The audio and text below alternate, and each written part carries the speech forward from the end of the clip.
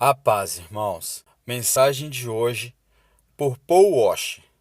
Um apelo para a juventude. Pregação chocante.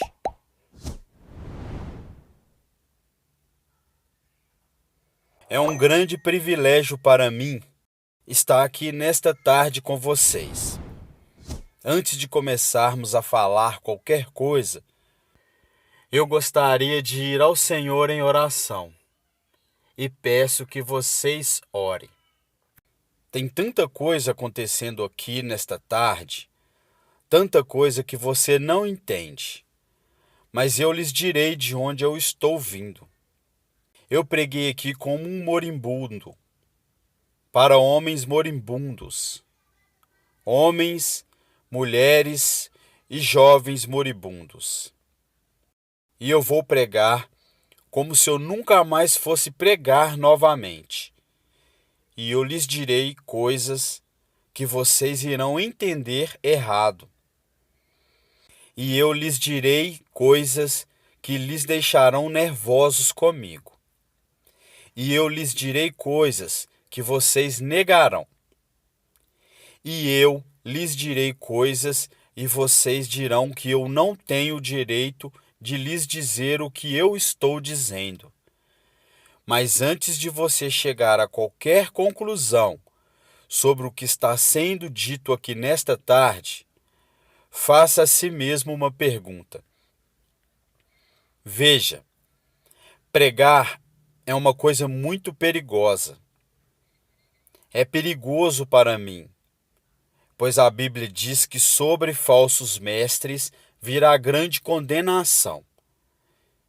Se o que eu lhes disse hoje não for verdade, eu estou encrencado, e por isso tenho que fazê-lo com temor e tremor, porque eu estarei condenado diante de Deus. Mas se o que eu disser para você hoje for verdade, então são vocês que têm motivo para temer e tremer. Porque se eu interpretar corretamente esta passagem das Escrituras que eu lhe darei, será como se Deus estivesse falando através de um homem, e seu problema não será comigo, será com Deus e a sua palavra. Então, a única questão a ser decidida aqui nesta tarde é esta. É este homem à nossa frente um falso profeta? Ou será que ele está falando a verdade? E se ele estiver nos falando a verdade, então nada mais importa, exceto conformar nossas vidas a esta verdade. Vamos ao Senhor em oração? Pai, eu sou tão pequeno e tão desprezível de tantas maneiras. Tu sabes, Senhor, tu sabes. Ó Senhor amado, será que falso fogo continuará sendo a única coisa depositada em teu altar? Ou poderia fogo descer do céu? No meio de tanto barulho e clamores e programações, poderia descer fogo do céu? Podem esses ossos secos voltarem a viver? Tu sabes, Senhor, e em tua soberania eu oro e imploro, ante ao trono de Deus, que seja gracioso para conosco, que o Senhor abra corações e mentes. Senhor, não podemos contar com que eles os abram. Eles nunca o farão. Abra seus corações e mentes e faça com que eles vejam a verdade bíblica. Sopre sobre eles, conceda arrependimento, conceda fé. Traga-os o teu reino, Senhor, para a tua glória, pelo teu grande nome. Realize estas coisas. Senhor, como um irmão falava, que seja, Senhor, de tal forma que nenhum homem obtenha crédito, que nenhum homem ponha a mão na arca do Senhor, e se pôr, que caia morto, Senhor. Ó Deus, faça-se presente entre nós. Por favor, pois não temos outra esperança. Não temos nenhuma outra esperança. Estas crianças não têm outra esperança, a não ser que o Senhor haja. Amém. Eu vou ensinar em Mateus capítulo 7. Se vocês têm suas Bíblias, siga-me.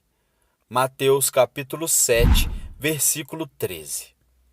Jesus disse: Entrai pela porta estreita, porque larga é a porta e espaçoso o caminho que conduz à perdição, e muitos são os que entram por ela. E porque estreita é a porta e apertado o caminho que leva à vida, e poucos há que a encontrem. Acautelai-vos, porém, dos falsos profetas, que vêm até vós vestidos como ovelha, mas interiormente são lobos verdadeiros. Por seus frutos os conhecereis. Porventura colhem-se uvas dos espinheiros, ou figos dos abrolhos? Assim, toda árvore boa produz bons frutos, e toda árvore má produz frutos maus. Não pode a árvore boa dar maus frutos, nem a árvore má dar frutos bons. Toda árvore que não dá bom fruto, corta-se e lança no fogo. Portanto, pelos seus frutos os conhecereis. Nem todo o que me diz, Senhor, Senhor, entrará no reino dos céus, mas aquele que faz a vontade de meu Pai que está nos céus. Muitos me dirão naquele dia: Senhor, Senhor, não profetizamos nós em teu nome? E em teu nome não expulsamos demônios? E em teu nome não fizemos muitas maravilhas? E então vos direi: nunca vos conheci. Apartai-vos de mim, vós que praticais a iniquidade. Todo aquele, pois, que escuta estas minhas palavras e as pratica, assemelhar-lhe-ei ao homem prudente, que edificou a sua casa sobre a rocha, e desceu a chuva, e correram rios, e assopraram ventos, e combateram aquela casa, e não caiu, porque estava edificada sobre a rocha. E aquele que ouve estas minhas palavras e não as cumpre, compará-lo-ei ao homem insensato, que edificou a sua casa sobre a areia, e desceu a chuva, e correram os rios, e assopraram ventos, e combateram aquela casa, e caiu, e grande foi a sua queda. Eu estou aqui hoje, e não estou preocupado no meu coração com a sua autoestima. Eu não estou preocupado no meu coração se você se sente bem comigo mesmo, se a vida está do jeito que você queria ou se a sua conta bancária está no verde. Só tem uma coisa que me tirou o sono. Só tem uma coisa que me preocupou durante a manhã toda. E é isto: em 100 anos, a maioria das pessoas neste prédio possivelmente estará no inferno. E muitos que até mesmo professam Jesus Cristo como Senhor passarão a eternidade no inferno. E você diz: Pastor, como você pode dizer uma coisa como esta? Eu posso dizer uma coisa como esta, pois eu não realizo o meu ministério nos Estados Unidos. Eu prego a maior parte do tempo na América do Sul, África e leste europeu. E eu quero que vocês saibam que quando olham para o cristianismo americano, e ele é mais baseado em uma cultura sem Deus do que na palavra de Deus.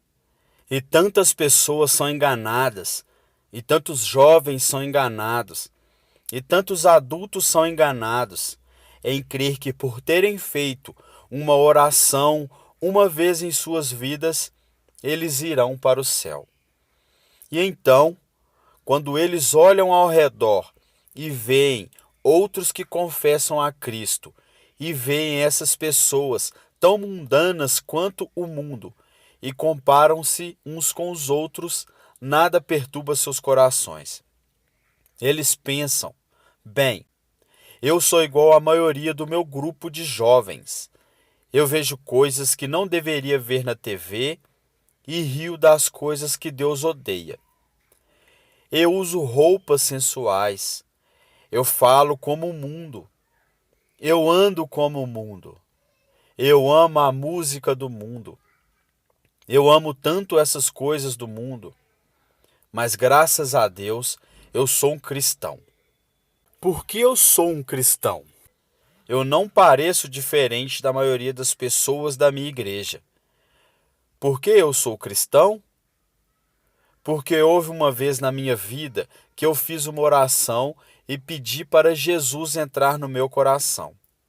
Eu quero que você saiba que a maior heresia na igreja protestante americana é que se você orar e pedir para Jesus entrar no seu coração, ele definitivamente entrará. Vocês não encontrarão isso em nenhum lugar nas Escrituras. Vocês não encontrarão isso na história batista até 50 anos atrás. O que vocês precisam saber é que a salvação é pela fé, e fé somente em Jesus Cristo. E a fé somente em Jesus Cristo é procedida e seguida por arrependimento, um abandono do pecado, um ódio pelas coisas que Deus odeia e um amor pelas coisas que Deus ama. Um crescimento em santidade e um desejo, não de ser como Britney Spears, não de ser como o mundo e não ser como a maioria dos cristãos americanos, mas de ser como Jesus Cristo. Eu não sei por que vocês estão aplaudindo. Eu não estou falando de vocês. Eu não vim aqui para ouvir améns. Eu não vim aqui para receber aplausos. E eu estou falando de vocês. Muitas vezes, as pessoas vêm a mim e dizem: eu adoraria segui-lo até a Romênia. Adoraria segui-lo à Ucrânia. E eu adoraria pregar onde você prega e onde plantou igrejas no Peru, na floresta. E eu digo: não, você não iria. E eles dizem: sim, eu iria. E eu digo: não, você não iria. Por quê? Porque você seria expulso da igreja de lá. O que precisamos ver? Eu não estou querendo ser duro apenas para ser duro. Vocês têm noção de quanto amor é necessário para ficar na frente de 5.000 pessoas e dizer que o cristianismo americano é quase completamente errado? Vocês sabem o que vai me custar nunca mais ser chamado para algo assim? Ser impopular? Você sabe por que você faz isso? Você não faz porque você será bem pago. Você não faz isso porque os homens te amam. Você faz isso porque você ama os homens e, acima de tudo, você quer honrar a Deus. E eu quero lhes dizer uma coisa. Nós vamos olhar para as Escrituras e eu quero que vocês olhem para elas como elas realmente são. Pare de se comparar com outros que dizem que são cristãos, que se comparam com outros que dizem que são cristãos. Compare a si mesmo com as Escrituras. Quando alguém, um jovem, vem a um pastor ou pastor de jovens e diz: eu não tenho certeza se sou salvo. O pastor de jovens geralmente vai lançar um clichê. Alguma vez em sua vida você orou e pediu Jesus para entrar em seu coração? Bom, sim. Você foi sincero? Bem, eu não sei, mas acho que sim. Você precisa dizer para Satanás parar de te incomodar. Você escreveu no verso de sua Bíblia, assim como o evangelista te ensinou quando você foi salvo? Você anotou a data para que qualquer dia que você duvidasse, você poderia apontar para a Bíblia? Que superstições têm invadido nossa denominação? Você sabe o que a Bíblia fala para os cristãos fazerem? Examinem-se a si mesmo. Teste a si mesmo à luz das Escrituras para saber se você está na fé. Teste a si mesmo para saber se você é um cristão. Você consegue ver que se eu liberasse todos aqui e mandasse vocês baterem em cada porta desta cidade, você sabe o que descobririam?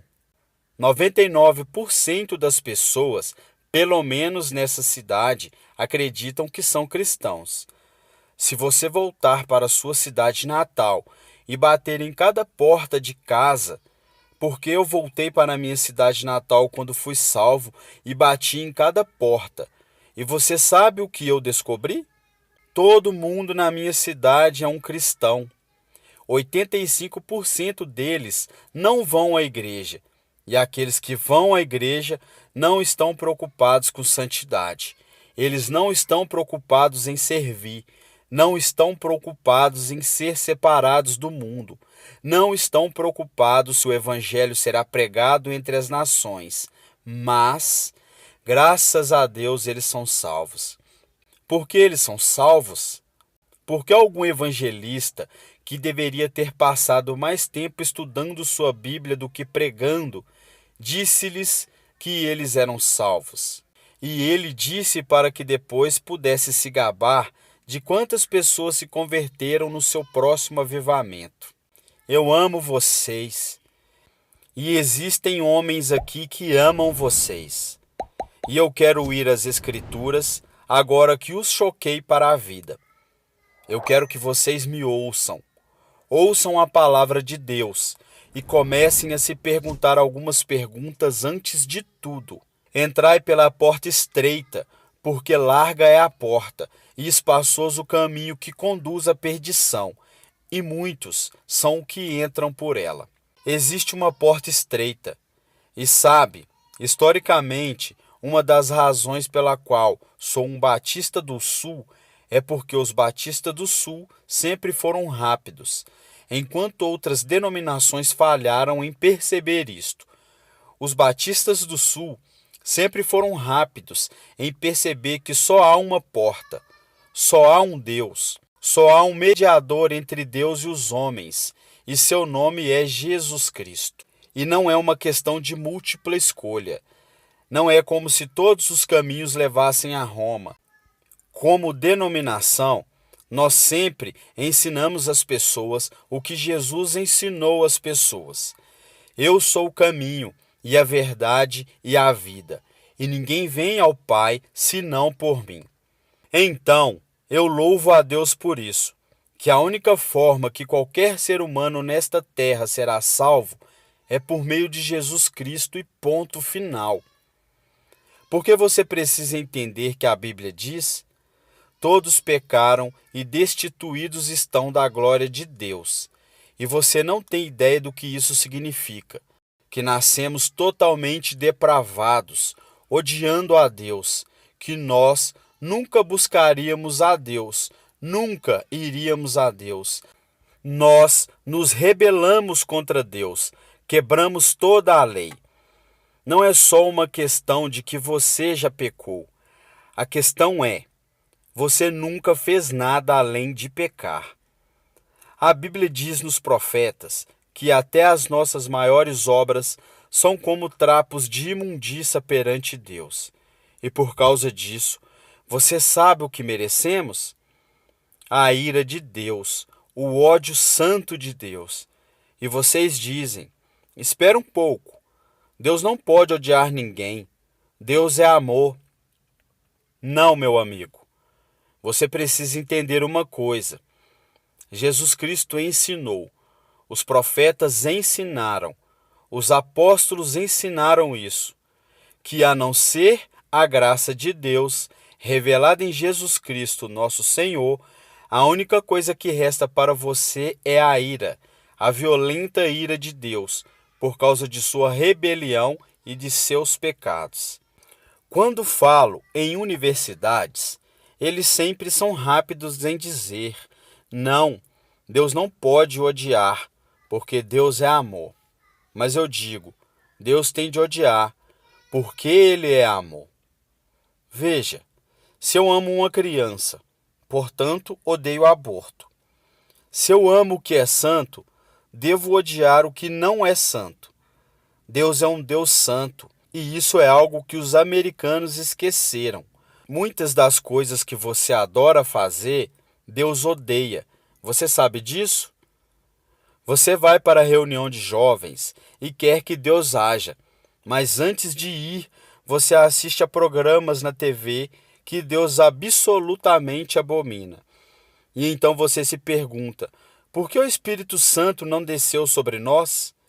E por que você tem que criar falso fogo e falso entusiasmo? Porque Deus não está presente. Deus é um Deus santo. E a única maneira pela qual eu e você poderíamos nos reconciliar com Deus Santo é pela morte do Filho unigênito de Deus, quando ele foi pendurado naquele madeiro. Agora, escute-me. Se você hoje é salvo, você não foi salvo porque os romanos e judeus rejeitaram Jesus. Você não foi salvo porque eles colocaram uma coroa de espinho na sua cabeça. Nem foi salvo porque eles perfuraram o tórax de Jesus com uma lança. Você não foi salvo nem mesmo porque eles os pregaram na cruz. Você sabe por que você é salvo, se você é salvo? Porque quando Jesus Cristo estava pendurado naquela cruz, ele levou seus pecados e o pecado do povo de Deus e toda a violenta ira de Deus que deveria ter caído sobre você, caiu sobre o seu único filho. Alguém tinha que pagar o preço, alguém tinha que morrer. Foi Deus, o Pai, quem o esmagou, seu único filho, de acordo com Isaías 53. Ao Senhor agradou moê-lo. As pessoas dizem: a cruz é um sinal de quanto o homem é valioso. Isso não é verdade. A cruz é um sinal de quão depravados nós realmente somos, que levou à morte o Filho único de Deus. A única coisa que poderia salvar pessoas como nós era a morte do Filho único de Deus, sob a ira de seu próprio Pai, pagando o preço, levantando dos mortos, poderoso para salvar. Este é o Evangelho de Jesus. Agora, o que você é chamado para fazer? Você diz: entrar pela porta estreita. Como você faz isso? Jesus disse: o tempo é chegado, o reino de Deus se aproxima. O que você deve fazer? Em Marcos, ele nos diz: arrependa-se e creia no Evangelho. Você diz: irmão Paul, eu fui salvo orando e pedindo para Jesus entrar no meu coração. E eu tenho certeza que você o fez. Mas você não foi salvo por uma fórmula mágica ou por causa de alguma palavra que você repetiu com alguém. Você foi salvo porque se arrependeu de seus pecados e acreditou. E não foi uma única coisa isolada. Você continua fazendo isso até hoje, porque Jesus, numa tradução mais correta deste verso, falou: o reino de Deus se aproxima, o tempo é chegado. Agora, passem o resto de suas vidas se arrependendo de seus pecados e crendo em mim. Conversão não é como uma vacina. Ah, eu fiz isso e me arrependi. Eu criei. A questão é, meu amigo, você continua se arrependendo de seus pecados? Você continua crendo? Porque aquele que começou a boa obra em vocês também a terminará. Ele terminará. Nós, os batistas do Sul, pregamos que você deve ir por essa única porta que é Jesus Cristo. Mas nós, batistas do Sul, esquecemos algo. E eu quero que pastores de jovens e outros líderes escutem-me. Pais, nós esquecemos um ensinamento muito importante do Evangelho, e diz que não só a porta é estreita, mas o caminho também é estreito. O que basicamente fazemos é conduzir uma pessoa a Cristo, ou conduzimos alguém a uma oração, e aí essa pessoa passa o resto da vida vivendo igual ao mundo. E se você quiser negar isso, eu posso fazer as estatísticas para te provar. Várias pesquisas, censos, qualquer tipo de pesquisa que você pensar, quando eles questionam a moralidade da igreja nos Estados Unidos em comparação com a moralidade daqueles que se consideram perdidos, as pesquisas não acham diferenças.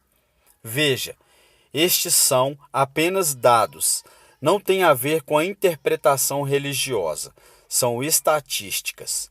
Livros e mais livros têm sido escritos incessantemente por teólogos, filósofos, sociólogos e afins sobre o que está acontecendo com a igreja. Descobrimos que o aborto na igreja é tão prevalente quanto no mundo. O divórcio é tão prevalente, a imoralidade. Vocês sabem, assim como eu, que há jovens aqui neste momento que estão praticando imoralidade e ainda assim adorando a Deus como se nada estivesse acontecendo. Vocês sabem que há jovens aqui que estão usando drogas e indo para reuniões de jovens da igreja. Vocês sabem. Vindo e fazendo coisas que não são apropriadas para cristãos, e ainda assim eles vão para a reunião de jovens, convencidos de que estão satisfeitos, convencidos de que estão salvos, e ninguém está falando nada a não ser isto. Eles são cristãos carnais. Eles são cristãos de verdade, só são carnais. Essa é uma doutrina que começou num seminário batista, que não era um seminário dos batistas do Sul, muitas décadas atrás. Esta doutrina não é bíblica e não é histórica. Meu caro amigo, ser cristão carnal não existe. Você diz: espera um pouco, irmão Paul. 1 Coríntios capítulo 3. Não sois porventura carnais? Paulo disse isso. Não foi isso o que Paulo disse. Você precisa ler o livro todo para saber o que ele queria dizer. Um dos problemas, juventude, escute-me, a maior parte do nosso cristianismo é baseada em clichês que lemos nas camisetas cristãs. A maior parte do nosso cristianismo vem de músicos e não da Bíblia. A maior parte das coisas que a gente acredita ser verdade é dita pela nossa cultura e não pela Bíblia. A Bíblia não ensina que uma pessoa pode ser um cristão genuíno e viver em constante carnalidade, perversidade e pecaminosidade todos os dias de sua vida. Mas a Bíblia ensina que o cristão genuíno recebeu uma nova natureza. O cristão verdadeiro tem um pai que o ama, que o disciplina, cuida dele e que se importa com ele. Meu coração está quebrantado, porque vocês sabem tanto quanto eu, jovens, não sejam hipócritas, não vamos esconder a verdade. Há muitas pessoas assim. Você as conhece. Você pode ser uma delas. Ou, ao menos, sabe que tem um no seu grupo de jovens. Eles vão às reuniões, eles fazem todas as coisas, mas em seus corações eles são tão depravados quanto se pode ser. Não há diferença, não há luz. Tudo o que o mundo faz, eles também fazem. E estão tudo bem assim. Meu amigo, isso não é cristianismo. Eles não estão correndo o perigo de perder o galardão. Eles estão correndo o perigo de ir para o inferno. Eles não conhecem a Deus. O que não ensinamos? Quando foi a última vez que você ouviu alguém falar que não existe apenas uma porta estreita, mas também um caminho estreito? Jesus indica que um dos principais sinais para saber se você é um cristão de verdade é se você anda pelo caminho estreito. Você sabe qual é o sinal para saber se você é um cristão na América? É se você fez uma oração uma vez. Não é incrível? O que você se pergunta quando duvida da sua salvação? Se você fez uma oração de salvação uma vez? O que as Escrituras ensinam? Examinai-vos a vós mesmo, provai-vos a vós mesmos, para saber se realmente estáis na fé. Porque um cristão será diferente. Estou dizendo que um cristão é sem pecado? Não, porque aprendemos em 1 João que os cristãos pecam. E se dissermos que não conhecemos o pecado, então não conhecemos a Deus, não andamos na luz. Então, qual é a diferença? Onde eu quero chegar? Eu estou chegando aqui. Se você é genuinamente um cristão nascido de novo, um filho de Deus, você andará pelo caminho da justiça como um estilo de vida. E se você se desviar deste caminho de retidão, o Pai virá até você. Ele irá discipliná-lo. Ele o colocará de volta naquele caminho. Se você professa que entrou pela porta estreita, mas continua andando pelo caminho largo, assim como todos da sua escola, assim como todos que são carnais e depravados, a Bíblia quer que você saiba que você deveria ficar terrivelmente amedrontado, porque você não conhece a Deus. Eu conheço homens que passam a maior parte de suas vidas dizendo a outras pessoas que elas são salvas. Eu tenho medo de você se você já fez isso. Você não diz às pessoas que elas são salvas. Você diz como serem salvas. Deus diz se elas são salvas. O que nós esquecemos de acreditar é que a salvação é uma obra sobrenatural de Deus. E aqueles que estão sendo genuinamente convertidos e regenerados pelo poder do Espírito Santo serão novas criaturas. A Bíblia diz: pelo que, se alguém está em Cristo, nova criatura é. Então, nós encontramos aqui nas Escrituras que há uma porta estreita e um caminho estreito. Estamos indo para o verso 15. Acautelai-vos, porém, dos falsos profetas que vêm até vós vestidos como ovelhas, mas interiormente são lobos devoradores. Por seus frutos os conhecereis. Uma das coisas que você precisa entender é isto. Uma coisa que um homem sábio me disse há muito tempo. Paul, seu melhor amigo é aquele que te diz as maiores verdades. Nos Estados Unidos, nos tornamos tão cheios de não me toques que ninguém pode nos repreender. Ninguém pode nos dizer que estamos errados. E ministros e líderes também têm acreditado nesta mentira. Nós não queremos ofender, nós queremos ser amigáveis. O que você precisa entender é que só há um amigo verdadeiro. O seu nome é Deus. E se você quer ser amigo de alguém da sua igreja, você precisa ser amigo de Deus. E você precisa estar mais preocupado com a glória de Deus do que você está com as atitudes dos homens. E outra coisa que você precisa entender é que as pessoas que te amam mais é a que vai te falar as maiores verdades. Uma das grandes marcas diferenciais de um falso profeta é que ele sempre vai falar o que você quer ouvir. Ele nunca vai estragar a festa. Ele vai fazer você continuar batendo palmas, pulando, vai fazer você ficar atordoado. Ele vai te manter entretido e ele te apresentará um cristianismo que fará sua igreja parecer um parque de diversões de Jesus. E te manterá tão entretido que você não se preocupará com grandes assuntos como este. Deus está agindo em minha vida? Eu estou crescendo em santidade? Eu realmente nasci de novo? Escute-me. Se todos nessa cidade acreditam que são salvos, e nós sabemos que isso não é verdade pelas Escrituras, porque a Bíblia diz que poucos vão entrar, como você sabe que você é salvo? Porque alguém te disse? Por que você fez uma oração? Por que você acreditou? Deixe-me te perguntar: como você sabe que acredita? Por que todo mundo diz que acredita? Como você sabe que você não é igual a eles?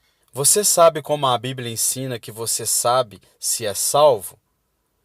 Você sabe como a doutrina batista, até 50 anos atrás, diria que você sabe que é salvo? Você sabe que foi salvo porque sua vida está num processo de transformação e seu estilo de vida é de alguém que anda nos caminhos da verdade do Senhor. E quando você para de andar nos caminhos da obediência, como todos nós fazemos, Deus vem até você e te põe de volta no caminho. Uma das maiores evidências de que você nasceu de novo é que Deus não permitirá que você fale como sua carne quer falar. Deus não permitirá que você se vista como o mundo sensual e a sua igreja sensual permitem que você se vista. Deus não permitirá que você ande como o mundo, cheire como o mundo, fale como o mundo, escute as coisas que o mundo escuta. Deus fará diferença na sua vida. Diz aqui, ao continuarmos, verso 16: você os conhecerá pelos seus frutos. Como vocês reconhecem um falso profeta é uma aplicação mais ampla aqui nas Escrituras. E como você sabe que alguém é um cristão genuíno? Pelos seus frutos. Pelos seus frutos, meus amigos. Veja sua vida, veja o jeito que você anda, veja o jeito que você fala, olha para as paixões do seu coração. Por acaso Jesus está aí em algum lugar? Ou ele é só um acréscimo que você adiciona em sua vida? Ou é só uma coisa que você faz nas quartas e domingos? Ele é só alguém que você aceita apenas intelectualmente, mas não é de coração? Ele é um acessório? Ou ele é o centro da sua vida? E qual é o fruto que você está produzindo? Você parece com o mundo? Age como o mundo? Você experimenta as mesmas alegrias que o mundo experimenta? Você consegue amar o pecado e gostar de cometê-lo? Você consegue amar a rebeldia e gostar de ser rebelde? Então você não conhece a Deus. Você os conhecerá pelos seus frutos, e Deus tem o poder para mudá-los. Imaginemos por um momento Jesus ensinando esta passagem e você está lá ouvindo. E ele olha para você e diz: espinhos, espinhos. Você acha espinhos em figueiras? E você diz: é claro que não, Jesus. Você não é um agricultor, você não é um fazendeiro, você é um carpinteiro. Mas todo mundo sabe, Jesus. Você não encontra espinhos numa figueira. Então, deixe-me fazer outra pergunta.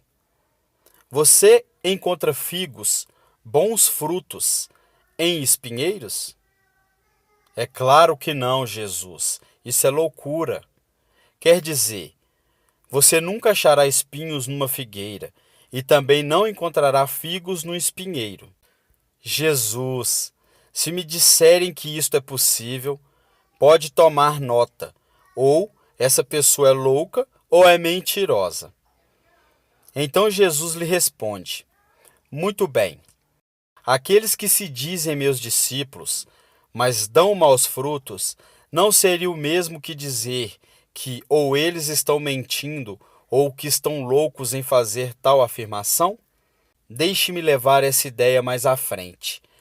Vamos imaginar que eu apareça atrasado e entre correndo aqui na plataforma e todos os outros líderes estão zangados comigo e dizem: irmão Paul, você considerou que lhe foi dada a oportunidade de fazer aqui e você aparece atrasado?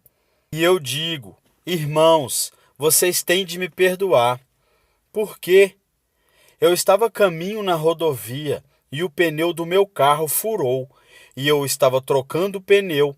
E enquanto isso a porca da roda caiu e eu não estava prestando atenção. Então eu corri para pegar a porca da roda. Assim que eu a peguei, no meio da rodovia eu levantei. Tinha um caminhão de carga de 30 toneladas vindo a uns 200 quilômetros por hora, uns 10 metros à minha frente. E aí ele me atropelou. E é por isso que eu estou atrasado. Só existiram duas explicações lógicas, eu sei. Ninguém mais estuda lógica. Mas só existiriam duas conclusões lógicas. Primeiro, eu sou mentiroso. Segundo, eu sou maluco. Você diria: irmão Paul, é absolutamente absurdo. É impossível ter um encontro com algo tão grande como um caminhão de carga e não mudar de estado. E minha questão para você seria a seguinte: o que é maior, um caminhão de carga ou Deus? Como é que tantas pessoas hoje professam ter tido um encontro com Jesus Cristo e ainda assim não são permanentemente transformados? Deixem-me dar-lhes algumas coisas para pensar. Vocês sabem que estou lhes dizendo a verdade. Quantas vezes você vai e rededica sua vida de novo e de novo e de novo? Quantas vezes os grupos de jovens vê as coisas como esta e ficam empolgadíssimos e voltam para a igreja e dura cerca de uma semana e meia? E mesmo assim dizem: ó, foi um grande mover de Deus. Não foi não. Se não durou, é porque não foi um mover de Deus, foi emoção. Foram tantas coisas, mas não foi um grande mover de Deus. Deus trabalhou em sua vida? Deus está trabalhando em sua vida? Você os conhecerá pelos seus frutos. Vocês os conhecerá pelos seus frutos. Prosseguindo, verso 19. Toda árvore que não dá bom fruto, corta-se e lança-se no fogo. Portanto, pelos seus frutos os conhecereis. Escute isto. Você precisa entender algo acerca da literatura hebraica. Quando queremos enfatizar algo, sabe o que fazemos? Aumentamos o tom de nossa voz. Se estamos escrevendo, colocamos em negrito ou em maiúsculo. Mas para os judeus era diferente. Quando ele quer enfatizar algo, ele repete e repete. É por isso que encontramos paralelismo hebraico no livro de Provérbios. O ímpio não viverá na terra, o ímpio será destruído.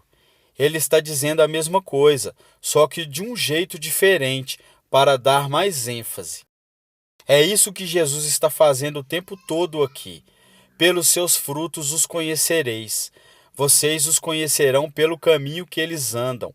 Pelos seus frutos os conhecereis.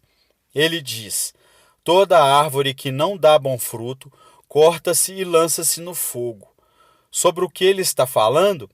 Meu caro amigo, ele está falando sobre o juízo de Deus Todo-Poderoso, que um dia cairá sobre o mundo, que um dia, possivelmente, poderá cair sobre você. Oh, meu caro amigo, eu não consigo olhar seu coração.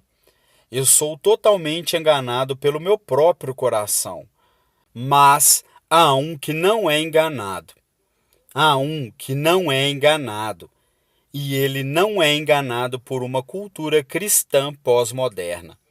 Ele sabe, pelos seus frutos os conhecereis. Então, ele continua e diz isso. Verso 21. Nem todo o que me diz, Senhor, Senhor, entrará no reino dos céus, mas aquele que faz a vontade de meu Pai que está nos céus. Você sabe o que sua profissão de fé em Jesus vale? Absolutamente nada. Sim, você leu essa passagem? Estude-a. Nem todo o que me diz Senhor, Senhor, nem todos que professam Senhor, Senhor, entrarão no reino dos céus. Muitas pessoas dirão Senhor, Senhor, mas não entrarão no reino dos céus. Meu filhinho, você é um deles? Senhor, Senhor. Agora vamos voltar para a literatura hebraica. Ele disse, Senhor, Senhor. Ele não disse Senhor. Ele disse Senhor, Senhor. O que isso significa? Esse sujeito que está fazendo esta profissão não é alguém que de repente decidiu. É o dia do juízo, é melhor confessá-lo como Senhor. Essa é uma pessoa que professa enfaticamente aos outros que Jesus é o Senhor. Ela anda por aí dizendo que Jesus é o Senhor. Ela dança enquanto os músicos estão tocando e diz que Jesus é o Senhor. Ela canta dizendo Senhor.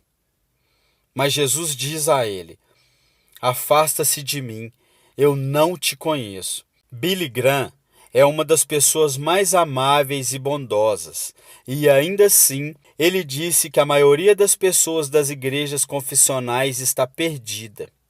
Ele disse que ficaria feliz se ao menos 5% das pessoas que fizeram uma profissão de fé em suas cruzadas evangelísticas fossem de fato salvas. Quando estou na Nigéria, eu estive lá no ano passado, visitando a mãe, cujo filho estava em nossa igreja e que foi assassinado por muçulmanos. No norte da Nigéria, se alguém confessa Jesus Cristo, você meio que já sabe que é verdadeiro.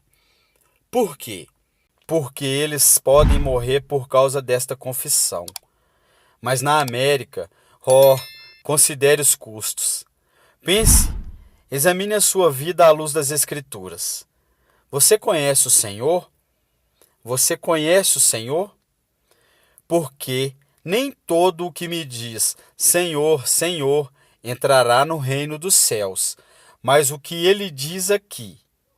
Nem todo o que me diz Senhor, Senhor entrará no reino dos céus, mas aquele que faz a vontade de meu Pai que está nos céus.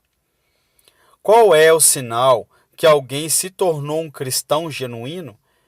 Eu gostaria que nós começássemos a ensinar isso novamente. O que aconteceu com a nossa teologia? O que aconteceu com a nossa doutrina? O que aconteceu com o nosso ensino? Foram jogados pela janela. Ninguém mais quer estudar doutrinas, só quer escutar músicas cristãs e ler as frases das camisas cristãs. O que aconteceu com a verdade? A verdade te diz isto, a prova. A maneira que você pode ter certeza que você é um cristão que nasceu de novo é que você tem como estilo de vida agir segundo a vontade do Pai.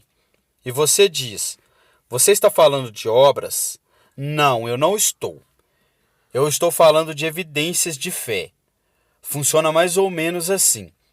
Sua profissão de fé não é prova alguma de que você nasceu de novo, porque todos neste país professam ter fé em Jesus Cristo. Uma pesquisa diz que 65 a 70% dos americanos são salvos, cristãos nascidos de novo. O país mais sem Deus na face da terra mata 4.000 bebês por dia, mas, Deus, 70% de nós são nascidos de novo. Como você sabe que esta fé que você tem não é falsa? Um estilo de vida que está preocupado em fazer a vontade do Pai, que faz a vontade do Pai. E quando você desobedece à vontade do Pai, o Espírito Santo vem e te repreende pessoalmente, através da palavra de Deus ou através de um irmão ou uma irmã em Cristo. E Deus te põe no caminho novamente. Se você é um cristão genuíno, você não pode escapar dele. Deixe-me dar um exemplo. Se eu fosse seu pastor e você tivesse, digamos, 14 anos de idade e eu estivesse voltando de uma pregação a 1h da manhã e te visse em um parque ou em uma esquina qualquer com um bando de delinquentes fazendo coisas que você não deveria estar fazendo, se você fosse membro da nossa igreja, eu diria, entre no carro e vou te levar para casa. Eu não ficaria bravo com você. Eu ficaria bravo com seu pai. Eu diria a ele, você é um pai negligente e irresponsável por deixar seu filho fora de casa em tais circunstâncias. Eu quero que vocês entendam uma coisa. Deus não é um pai irresponsável ou negligente. Se você pode brincar com o pecado, se você pode amar o mundo, amar as coisas do mundo, sempre estar envolvido com o mundo, fazendo coisas do mundo, se seus heróis são pessoas do mundo, se você quer parecer com eles, agir como eles, se você faz as mesmas coisas que eles fazem, meu caro amigo, ouça a minha voz. Há uma grande possibilidade de você não conhecer a Deus e de não pertencer a Ele. Agora, finalizando o verso 22. Muitos me dirão naquele dia: Senhor, Senhor, não profetizamos nós em teu nome? E em teu nome não expulsamos demônios?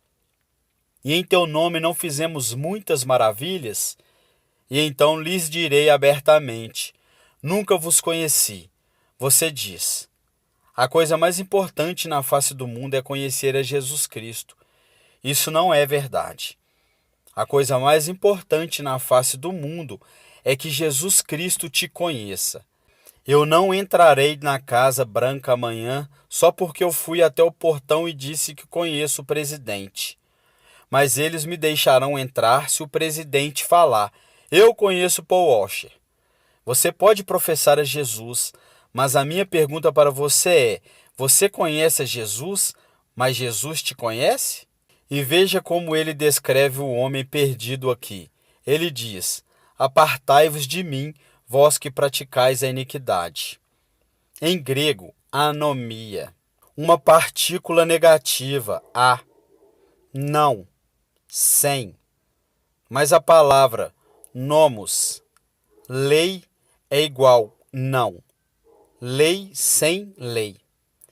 E é isto que significa. Deixe-me dar-lhes uma tradução mais precisa. Apartai-vos de mim. Ouça-me. Se eu pudesse sair daqui e te abraçar falando isso, eu o faria. Ouça-me. Ele diz: apartai-vos de mim, vocês que dizem ser meus discípulos, que me confessam como Senhor, porém vivem como se eu nunca tivesse lhes dado uma lei para obedecerem. Eu acabo de descrever a grande maioria dos cristãos da América. Se alguém começa a falar da lei, se alguém começa a falar de princípios bíblicos sobre o que devemos fazer ou o que não devemos fazer, todos começamos a exclamar: legalista, legalista. Mas Jesus disse: apartai-vos de mim, vocês que viveram me chamando de Senhor. Contudo, viveram como se eu nunca tivesse lhes dado uma lei para seguirem. Na cristandade americana, diz-se: passe pela porta, louve a Deus, viva como o resto do mundo, tudo bem. Você é um cristão carnal e talvez você volte um dia. Você sabe o que acontece por causa do nosso péssimo evangelismo? Nós temos zilhões de crianças salvas na EBFS e quando fazem 15 anos, elas entram no mundo e a maioria delas vive como demônios. E quando estão por volta de 40 anos, elas voltam e rededicam suas vidas. Talvez elas tenham acabado de ser salvas. Porque, amigo, é mais do que você contar a alguém que você é salvo. Porque sabe que Jesus é o Senhor. Satanás sabe que Jesus é o Senhor. Sua vida está em processo de mudança? E então ele começa a falar sobre duas pessoas, duas fundações. Você sabe o que esta passagem, na interpretação contemporânea, é importante estudar teologia, é importante estudar história. A interpretação atual desta passagem sobre a rocha e a areia é basicamente assim: se você é cristão, você precisa construir sua vida sobre a rocha, porque se você construir sua vida sobre a areia, você será um cristão infeliz e sua vida não dará certo. Isto não é o que Jesus está ensinando. E a história me apoia nisso. Quase nunca foi interpretado desta forma. Você sabe qual é a interpretação? É assim: existem dois caminhos. Há o caminho estreito e o caminho largo. Em qual você está? Há dois tipos de árvores. Tem a árvore que dá bons frutos e que vai para o céu. Tem a árvore má, e você sabe que é má porque dá maus frutos, e vai para o inferno. Será cortada e lançada no inferno. Há aqueles que professam Jesus como Senhor e fazem a vontade do Pai que está no céu. E há aqueles que professam Jesus como Senhor e não fazem a vontade do Pai que está no céu. E eles irão para o inferno, não por falta das obras, mas por causa de uma falta de fé demonstrada pelo fato de que eles não tinham obras. E ele continua: não são dois cristãos construindo suas casas em duas fundações diferentes. Esses, novamente, são um homem salvo e um homem perdido. O homem perdido ouve a palavra de Deus ser pregada, mas não prepara a fundação. Você não consegue ver na vida dele como a palavra de Deus está formando e construindo e sustentando sua vida. Sua vida não está. Quantas pessoas da Conversão Batista do Sul, apesar dos nossos números, apesar de tudo o que dizemos, se nós simplesmente comparássemos as pessoas a esta passagem e disséssemos: você está construindo seu casamento de acordo com a palavra de Deus? Você está educando seus filhos de acordo com a palavra de Deus? Você está administrando suas finanças de acordo com a palavra de Deus? Você tem vivido separando-se das coisas deste mundo de acordo com a palavra de Deus? Quantos estariam aptos a responder positivamente? Não, nada disso. Eu professo Jesus. Ele é meu Salvador. Meu professor da escola dominical me falou. Eu sei. Assim como Leonard Ravenhill. Conhece quem é Leonard Ravenhill? Um conhecido meu, que antes de falecer costumava dizer: eu preguei uma só vez em várias igrejas batistas. Eu prego em muitos lugares como se fosse somente uma vez. Eu poderia vir aqui hoje com um vocabulário que impressionaria vocês e pregar para vocês sobre coisas que fariam vocês saírem flutuando deste salão. Eu poderia contar-lhes histórias que fariam vocês rirem e histórias sobre cachorros e vovós que fariam vocês chorarem, mas eu os amo demais para fazer isso. Eu sei, porque a palavra de Deus é verdade, que existem pessoas que acreditavam ser salvas, mas não são. Não são. Eu sei que há alguns de vocês que olham ao redor e pensam: bem, eu sou salvo. Quer dizer, eu pareço com todo mundo do meu grupo de jovem. O que faz você pensar que o seu grupo é salvo? Bem, eu sou como meus pais, ou eu sou como os adultos da minha igreja, ou os diáconos, ou o pastor. E de que isso importa? Você não será julgado por eles no dia da vinda de Cristo. Minha pergunta para você, querido. Minha pergunta para você, meu filhinho. Quero dizer, vocês poderiam ser meus filhos. E eu oro para que um dia, quando meu filho crescer, que haja um pregador que fique diante dele e diga: basta, vamos nos focar. O que a palavra de Deus diz? Como a sua vida se apresenta diante do fogo ardente, que é a santidade de Deus no dia final? Amada, preciosa menina amada, precioso jovem, no dia final, a sua confissão permanecerá verdadeira? Você é salvo? E eu não estou falando de, bem, eu acho que sou salvo.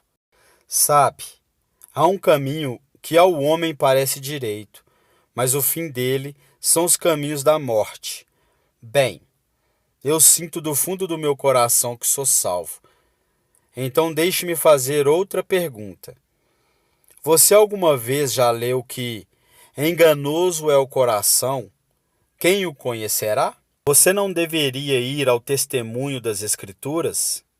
Bem, eu sei que sou salvo, pois minha mãe, meu pai, meu pastor, todos disseram que sou salvo? Então eu te digo, O que a palavra de Deus te diz? Nós falamos tanto sobre ser cristãos radicais. Cristãos radicais não são pessoas que pulam em shows. Cristãos radicais não são pessoas que usam camisa gospel. Cristãos radicais são aqueles que carregam os frutos do Espírito Santo. Cristãos radicais são aqueles que respeitam e honram seus pais, mesmo quando sentem que seus pais estão errados.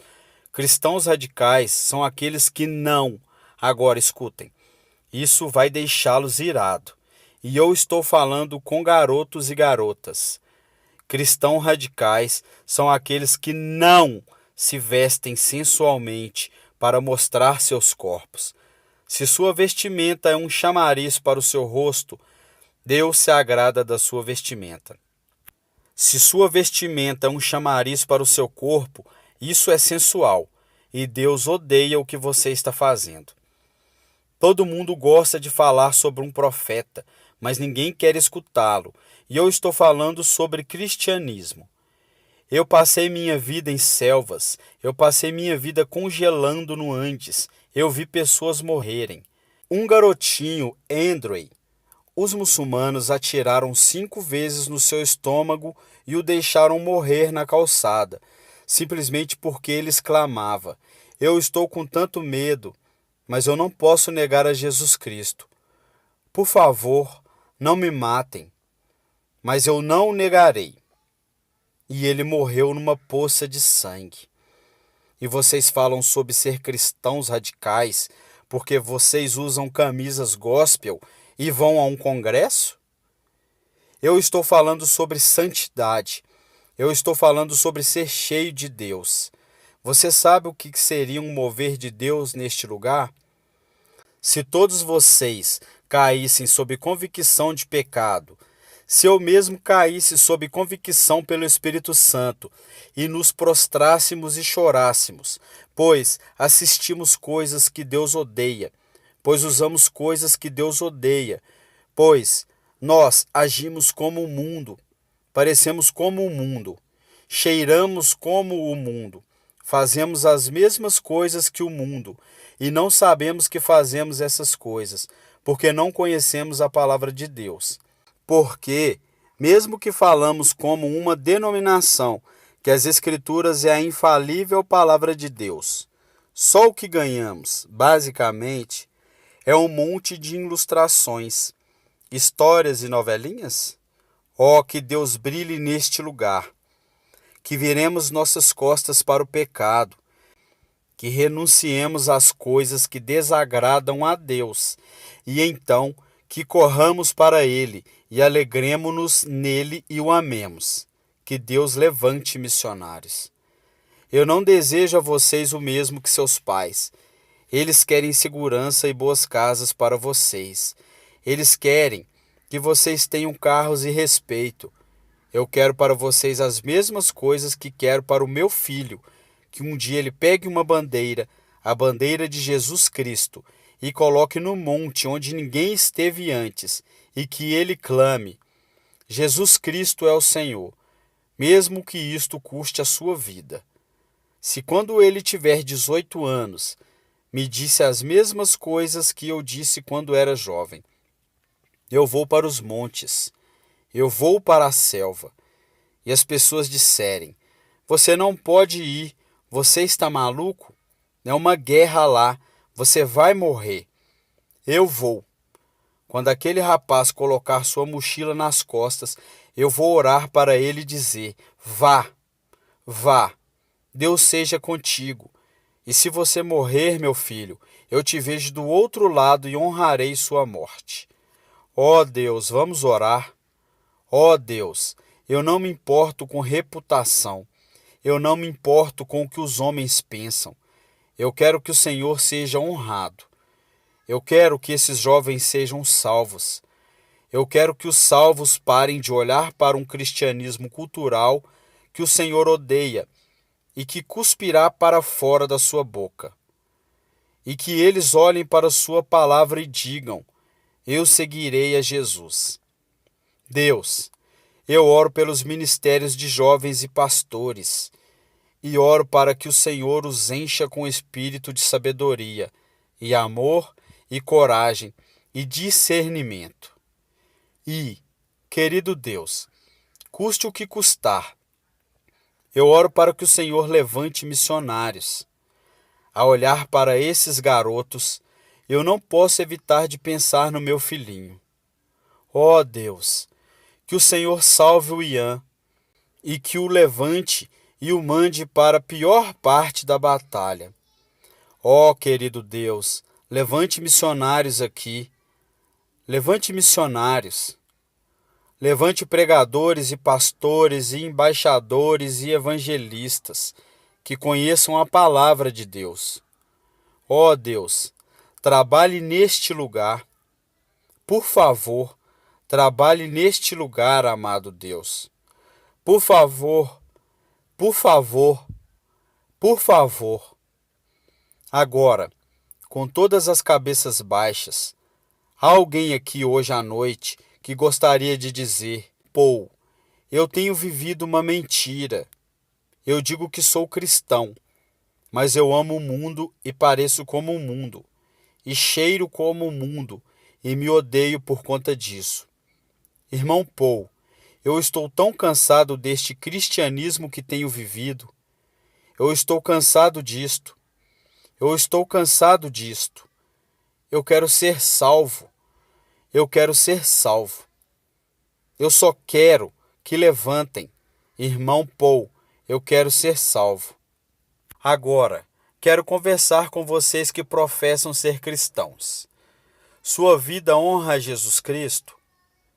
Você está olhando em sua palavra para descobrir como deve viver? Eu oro de todo o coração. A única coisa que salvará a igreja na América, ou melhor, só há duas possibilidades. Uma é uma reforma total em nossas pregações e de nosso estudo da palavra de Deus. E outra é uma perseguição feroz e horripilante. Essas são as únicas coisas que vão salvar a igreja na América.